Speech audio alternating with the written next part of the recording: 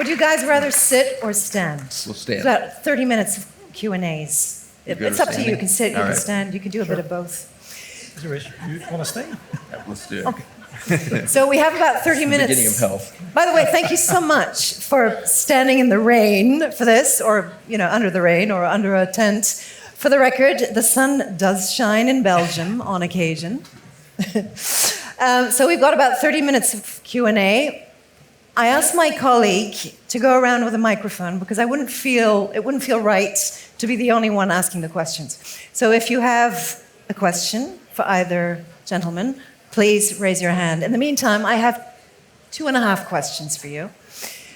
What advice would you give a young child dreaming of one day having a career as a doctor? I have one like that. Okay. Being a doctor is probably for me at least, those who want to be it, is one of the most beautiful jobs on earth.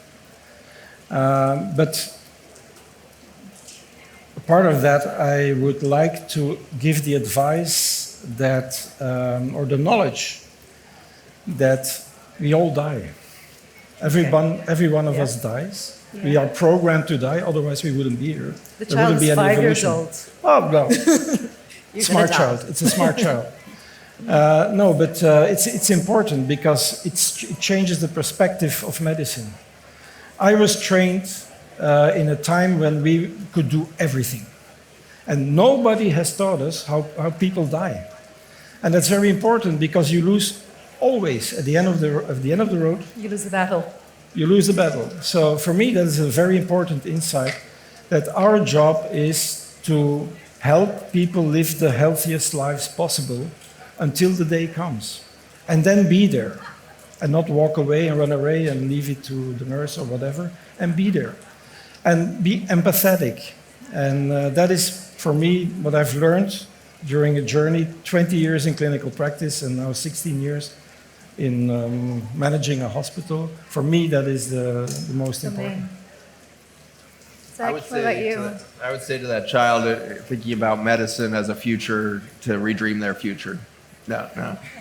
I think one possibility is for them to go observe nature's technique of life.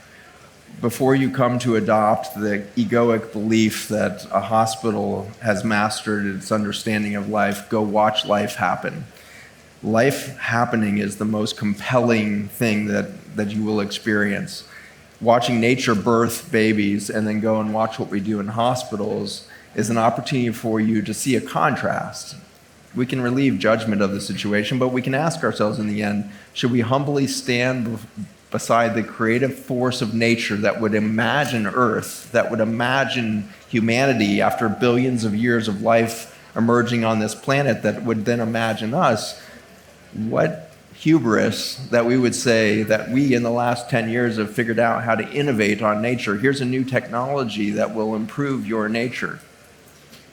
It's a humble road and a humbling road. And as a physician, you will ultimately find that humility because we do all die. And when you sit at the side of a bedside of a patient dying, and then you see them rebirth in front of you into something that is far beyond human, you realize we are fearing the wrong things. And in our fear, we have forgotten to love life. And for this, to begin the journey towards medicine, we should remember the force of life within us and that humbling reality that there is life before and after human. Mm-hmm. Taking it from the micro. Yes. Taking it from the micro to the macro, which is something that I learned from you. What would need to change generally for that child, that same child, to be able to flourish as an MD? I would say in a nutshell, beginning at their earliest stages, we would have to begin to shift from a system of education to a system of learning. They are the opposite thing. Education is a system of programming beliefs into an individual that has never experienced the rationale for that.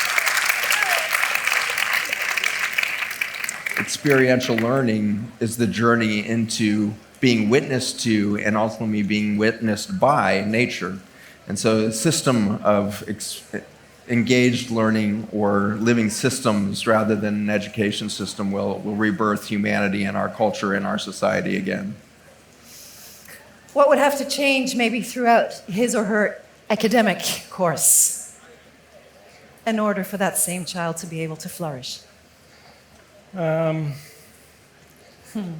have two legs where I'm standing on. One is, let's say, the more holistic, humble, metaphysical almost approach. And then there is what I would say real life, everyday troubles that people have. And there is a gap very often that it's very difficult to fill as an MD or as a nurse or a practitioner in this almost existential questioning or challenges and the everyday suffering that people might have, which you have to relieve also. So what I was trying to explain in my talk is I was not going as far as Zach, but in order to keep our capacity that we have to help people, which we have to reconsider the paradigm and try to have less people in that situation. And you have various approaches. It can be spiritual, it can be holistic, it can be diet, it can be, all the things that make the other 85% that determines your health. Work on that. As I told you, the best proxy for your life expectancy is give me your postal code. I will tell you how old you will get. If you live in Sint Maartenslatem in Belgium, your life expectancy is 8 years longer than if you live in Brussels 1000 Canal Zone. And that is more important than smoking or not, So it's the societal approach that I would think is something that is missing also in our curriculum. So I have two legs to stand on. There is the population health and there is the individual health care, because we mustn't forget that people can suffer individually and we must try to help them also. Are we nearing the point that there is like a universal or a cultural consensus on what it means to take care of each other? Are we nearing that point or not? And then it's you. You were asking the questions after. Yeah, I'm intrigued by the question. I think the answer is certainly no. We have not universally reached the understanding of how to take care of one another, for we haven't even understood how to take care of ourselves yet. Right. And so I think we are at one hand extremely far from this, and at the other moment right around the corner from this realization. And so we have to hold both the severity of our situation and the possibility of immediate, complete transformation of our situation. And I think both of those are real. Isn't it always kind of this? Aren't we always doing this? Isn't that kind of the balancing act we're doing? Probably from the beginning of time, there's a balancing act in physics that happens at that same level. Are you going to disappear or are you going to appear? Is the fundamental question in quantum physics. And so we are always holding the possibility and the reality of the expression of that possibility.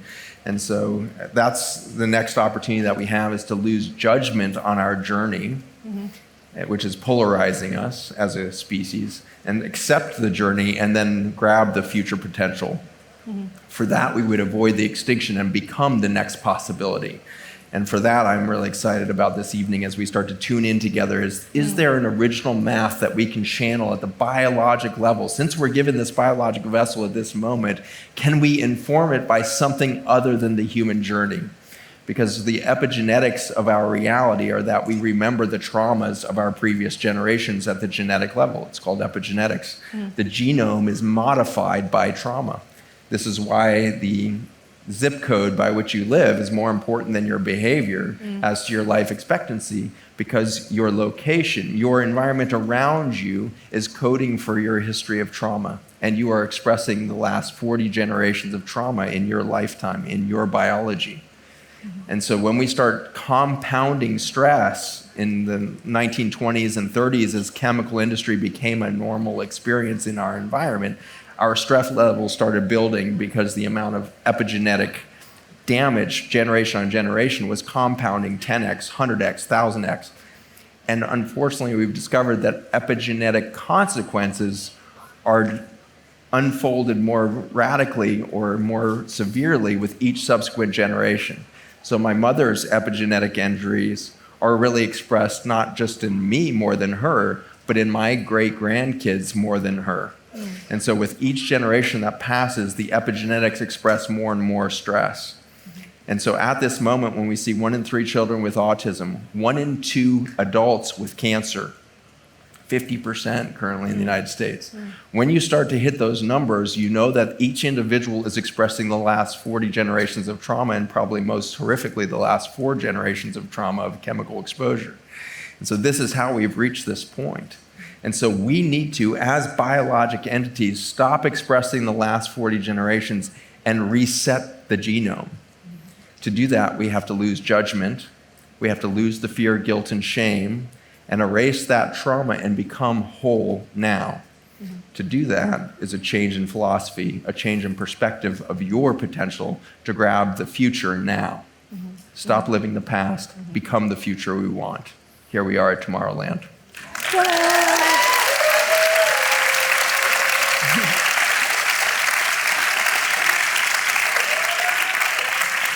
Interesting times, though, that we can use the words medicine, healthcare, well-being in the same sentence, right? Right? Yeah, Okay. Yes? absolutely. Good news. Fantastic. I'm positive. So we all are. Questions? Microphone. You have. I don't know if it's turned Go on. ahead. Do you want to stand Yeah, sure. Hi, everyone. and wave? Hi, everyone. It's important. For some reason, it was important. Let's do it. Go ahead. My question is to both Mark and Zach, but a special thank you to Dr. Zach for sharing your vision. I also just recently signed up for the Journey of Intrinsic Health. Very much looking forward Of to course, that one. 8 weeks. Yes, true. My question is about technology. Both of you talked about this today. I was also at the talk of Rutger Bregman, who was saying we need more technologies, new technologies need to be invented, while you're saying we should look away from technology and more towards ourselves. But when we talk about glyphosate, there is now there's tractors with lasers that instead of we have to put all these chemicals on the soil, we can laser away the stuff that we don't want growing in between. So my question is there a role for technology in this health vision that we're talking about here? And what is the role of that technology? Where does the story come from? Where does the question come from? What's your story? If I'm may just I ask? interested. I just think many people are looking at technology for it's going to save us. It's going to solve so many problems. Yeah. A lot of the money because I work for an NGO, I see where money is flowing. A lot of the money is flowing into technologies to, for us in our case, solve the plastic crisis, plastic pollution crisis. And I see a lot of the money flowing into those solutions, while I'm not sure if that's really where we should put our money. So I'm just trying to see where does it play a role in health, and what role is it going to play? Get it. Either one of you. I think the one Thank doesn't you. exclude the other. They're complementary elements. They're my 2 legs I was talking about.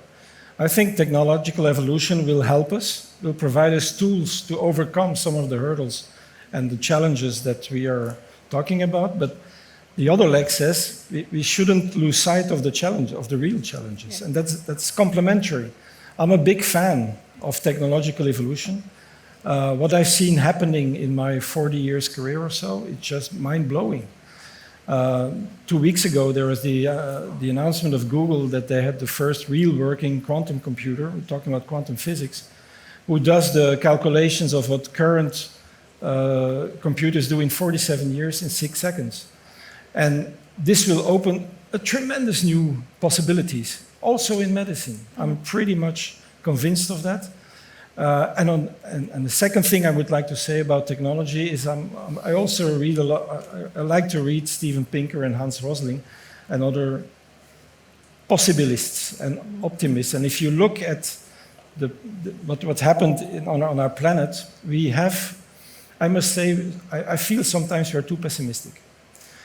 Because for the majority of the 8 billion people on the planet, conditions have improved during the last 100 years. But we are reaching, I think, a limit of what this planet can hold. And you showed the breath, and I'm a pulmonologist, and I liked your emphysema slide. But we are touching on a limit. But I do think that the technology will be one element of helping us. But we shouldn't lose the other side. If I have less people to treat, then I will have the resources to use that technology, which will be more expensive probably. And that is a bit my very pragmatic approach to your question.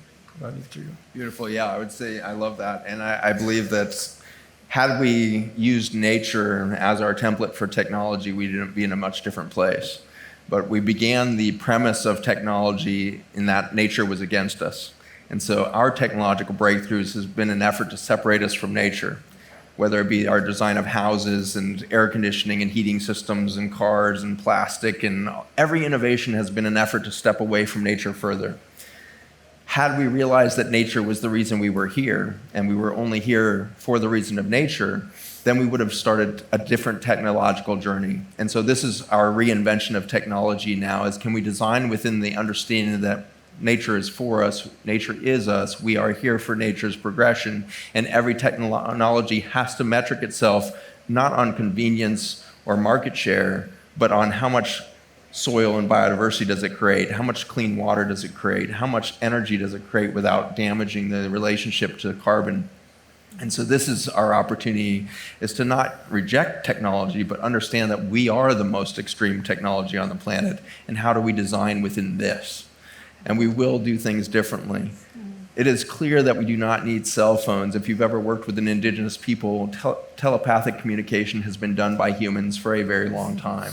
If you've ever been around, especially apex species within nature, elephants, lions, whales, when you are around these creatures, you receive telepathic information all of the time.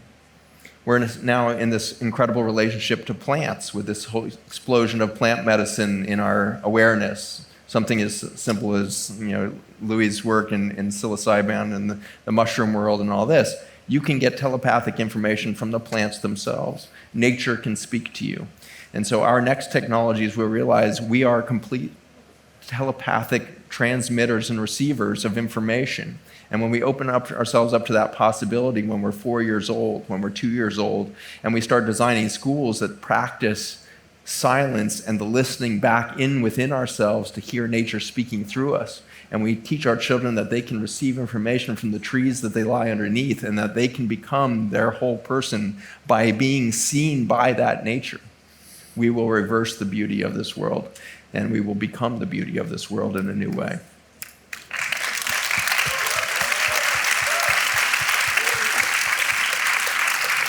How many generations do you see all of this taking? Because change takes time. Someone asked in the previous route, how do we convince people that, to say yes to change?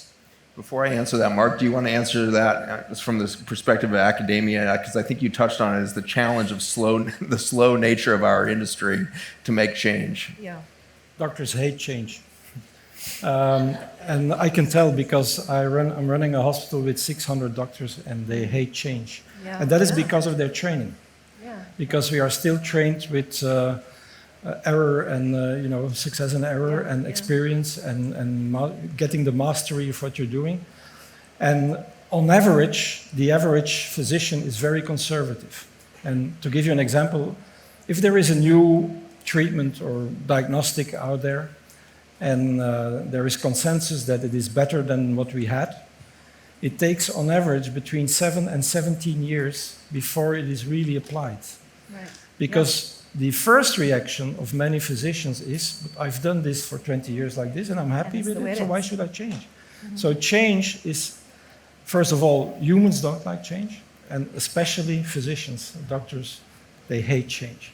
So that is one of the most important parts of my job, is to try to get those noses in the same direction. Mm-hmm. If we have to apply new vision on whatever, and it's the first reaction is feet in the soil and say why should I change? Yeah. I'm in my comfort zone. I'm okay. So it takes energy. It takes energy to change. So it's one of the most difficult parts. How do you relate to your titles? How do you what? Sorry? Relate to your titles. How do you relate to being a doctor? What's your definition? How do you carry it out to the world? What's your relationship to being a doctor? My relationship to being a doctor is, well, it started in high school when I was really doubting what I should become.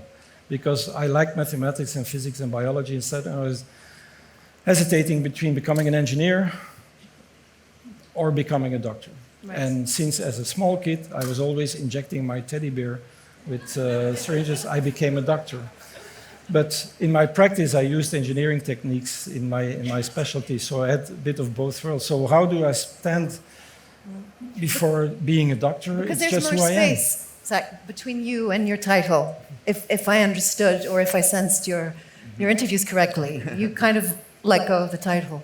Yeah, I think that there's a distance there now for me. And I think when I look at my title, there's a bit of hilarity in it for me of remembering how seriously I took it, and I was so committed to that path for so long and spent so much time, effort, and money to become that thing the fear of change in our lives is real on every level. And so letting go of the title was actually one of the more frightening things I've ever done. And so starting to become something different than a doctor and become a human life instead is a journey for all of us. And we do our best work as healers when we lose the title in our beingness and we become present with another human being. And that's your best doctors, those that have forgotten the title and will sit and listen to you.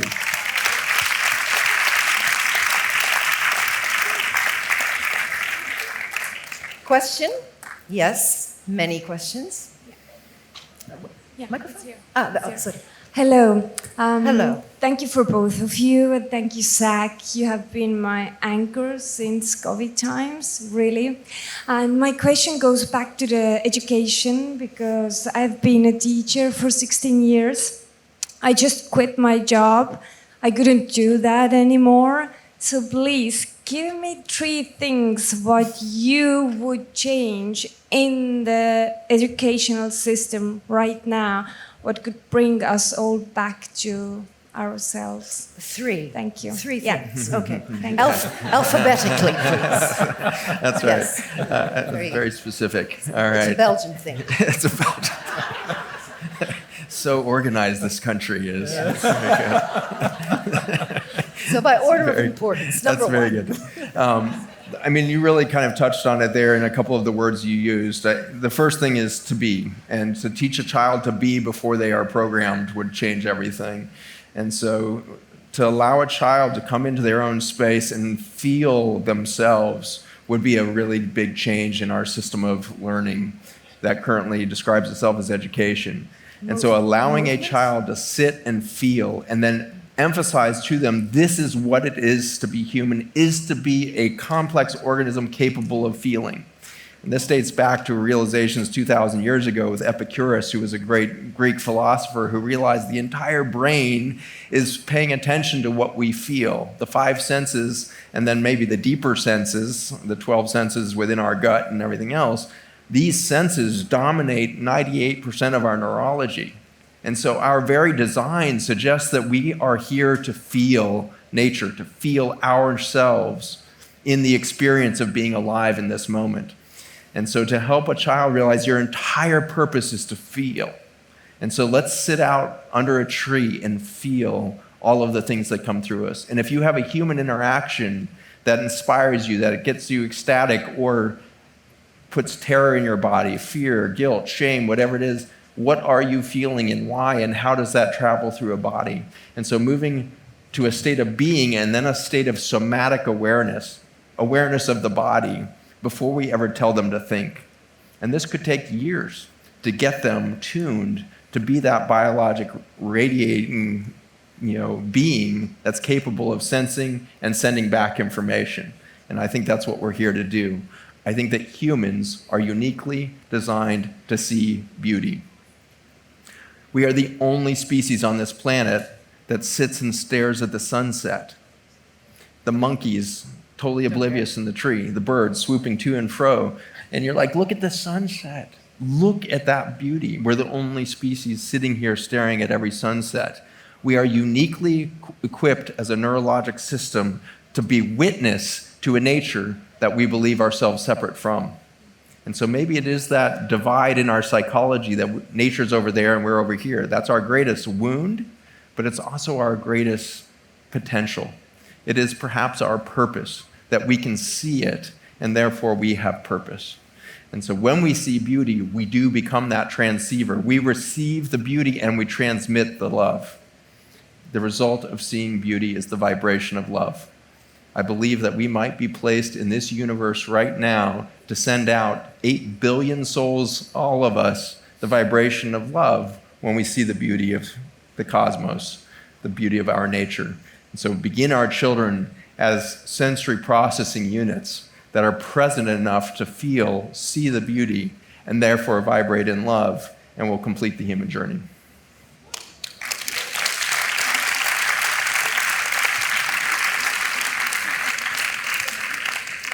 Something I took with me from listening to your interviews was this idea that the space between us also defines us, and the space within us also defines us very much.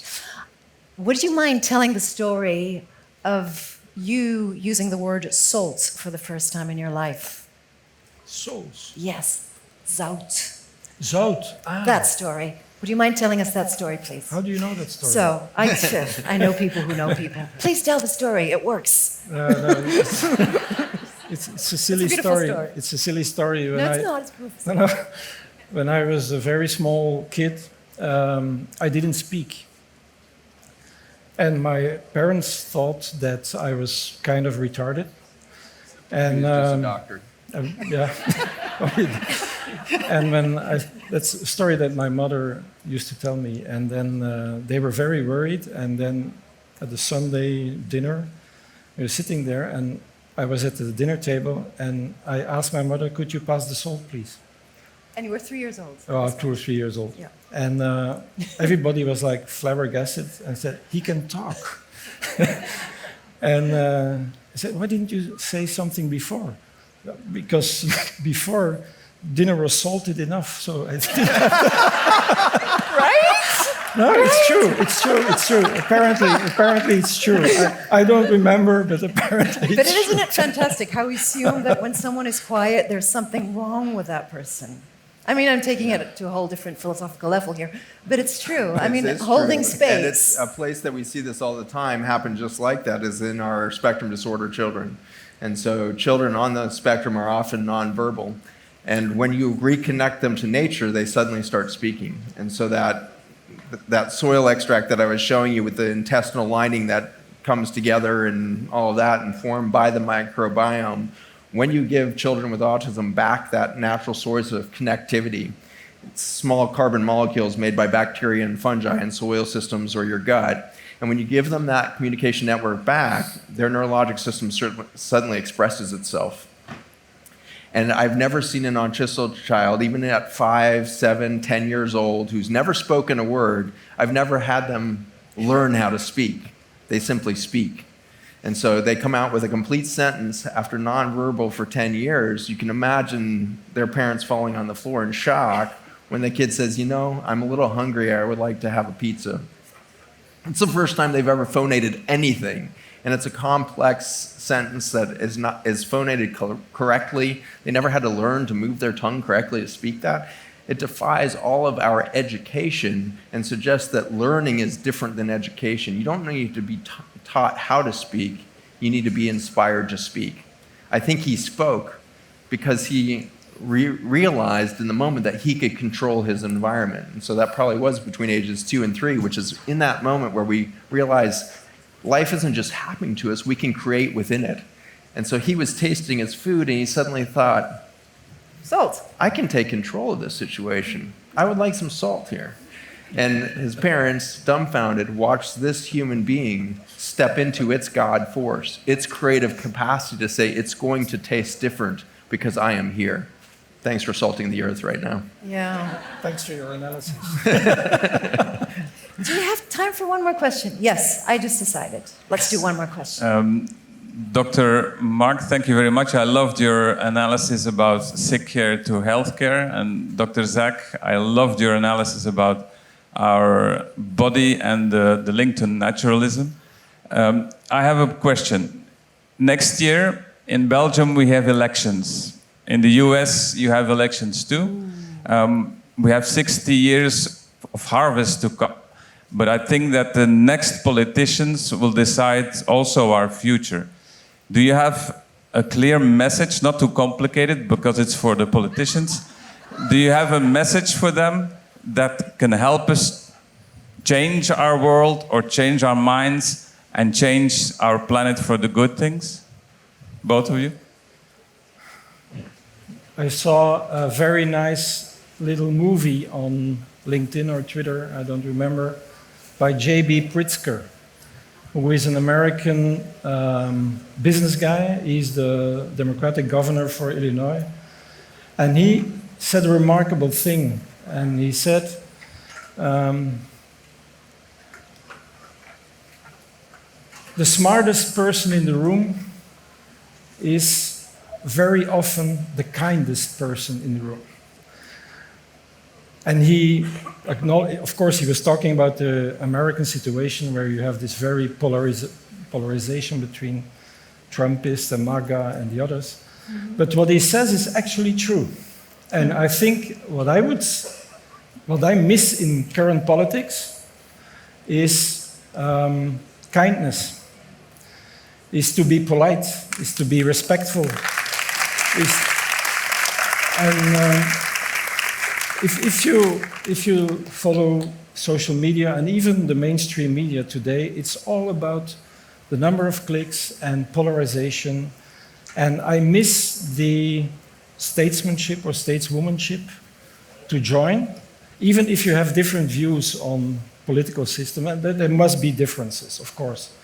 But I miss the minimum of respect and politeness and kindness. And that would be my message to the next generation of politicians. Duly noted.